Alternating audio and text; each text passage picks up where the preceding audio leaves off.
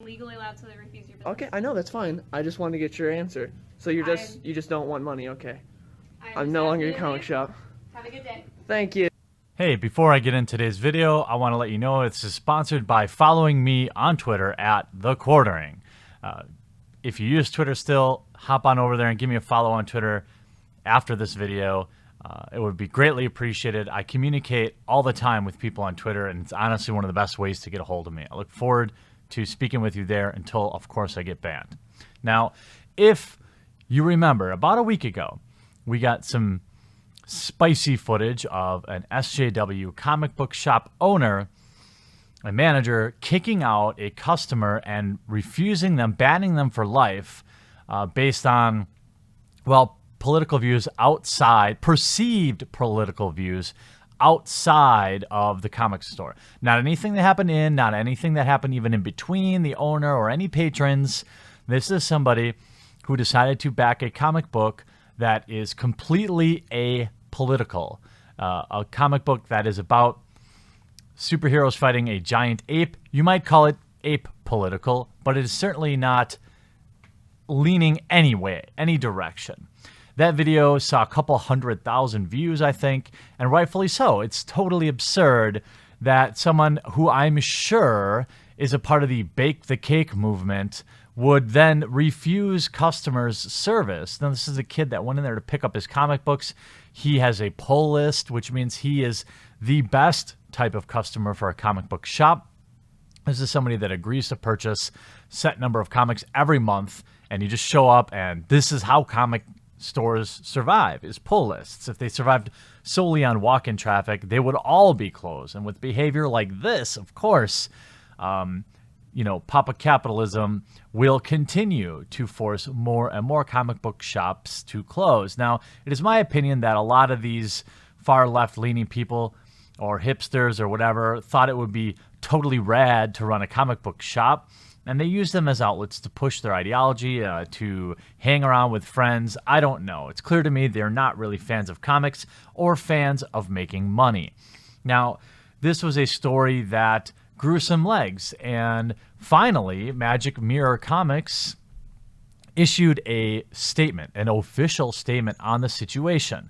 And surprise, the SJW comic book shop owner who was harassing or targeted a customer based on their political views and banned them from the store is now claiming to be the victim. Imagine my shock. Really gets the old noggin jogging. What's that saying? They cry out in pain as they strike you. The SJW cries out in pain as they strike you. I even said, I believe in my original video, that this is exactly what they would do because SJWs are so predictable. Let's take a look at this statement. Now, I've only glanced at it because I wanted to share the original, the full experience with all of you, as I'm sure it contains complete absurdity.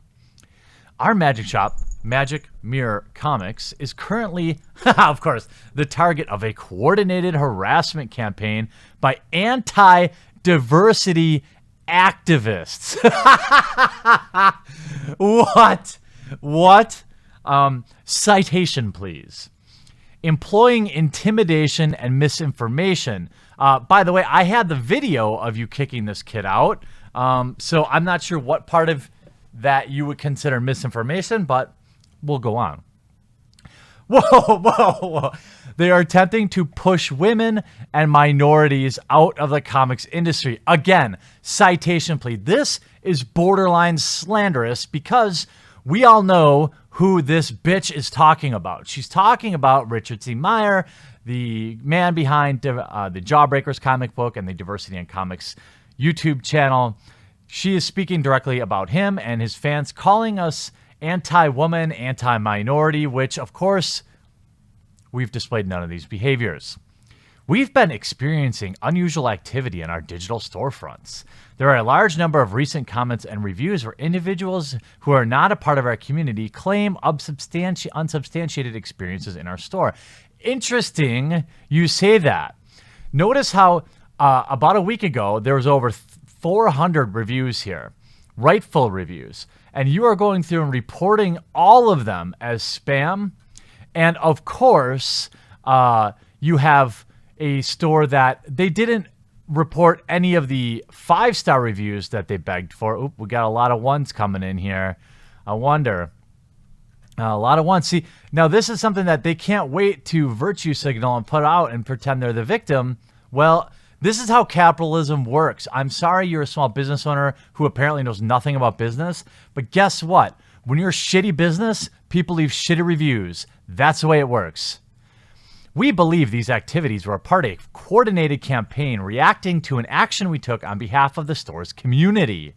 Namely, we were alerted by another shop owner that a customer of our store had identified the store's location and exposed animosity towards its management in a public online forum frequented by people who hold, quote, anti-diversity opinions about the comic book world and who have been known to act in destructive ways. This entire thing is a fucking lie. If you are going to say that your boy, he's a good boy, the sweet boy Dylan, was saying anything, was anti-diversity in any way, you would think that they would provide. And I think Dylan should consider looking into slander lawsuits here because they are accusing him of some pretty heinous stuff. Magic Mirror. Oh, I'm sorry.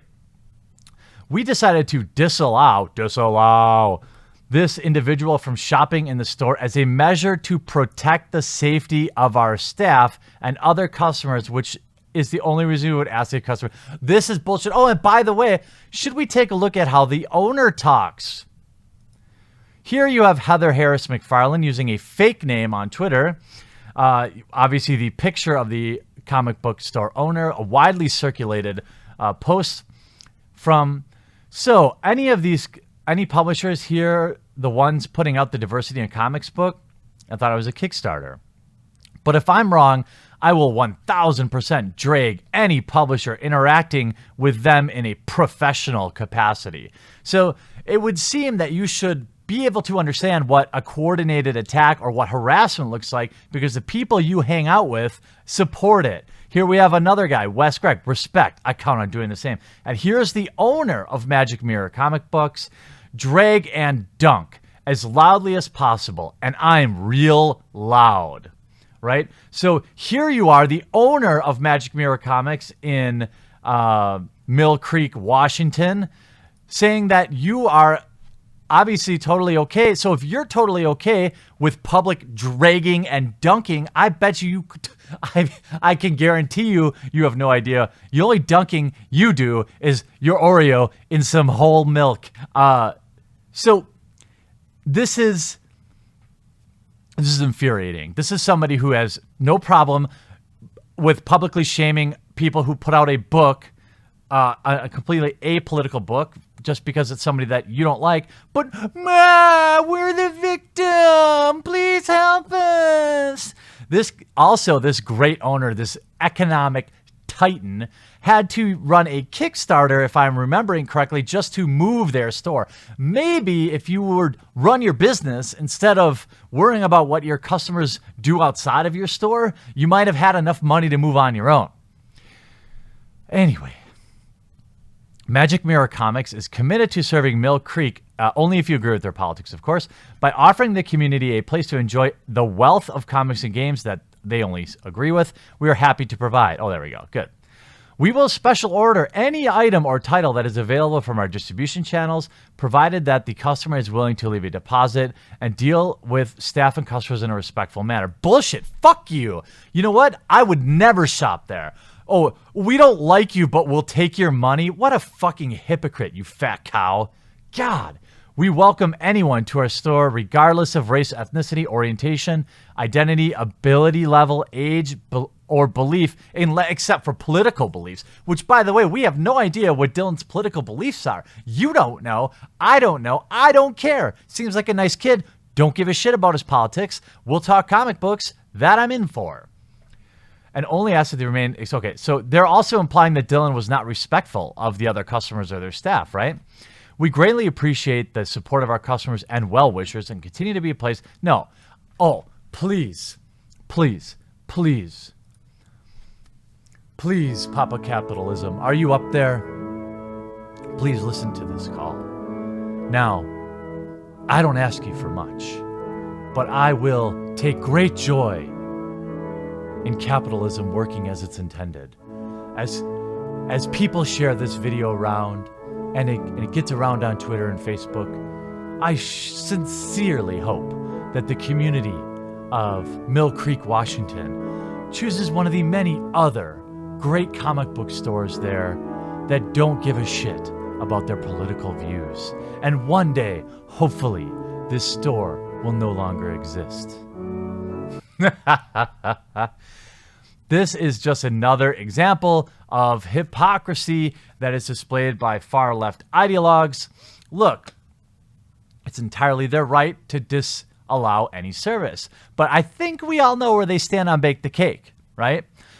It's not okay for them to put out an official statement, like anyone gives a shit about what you have to say, given that you are lying in every single sentence of this statement, and providing no evidence of any of your claims, slandering people and slandering a whole group of comic book fans. Gee, I wonder why you had to kickstart moving your business. Altman's really activated there. I wonder why. I wonder why you don't have a successful business. I bet you still live at home too. It's just, look, refuse anyone you want, but don't expect us comic book fans and people who want other people to be treated with respect to give you a free pass.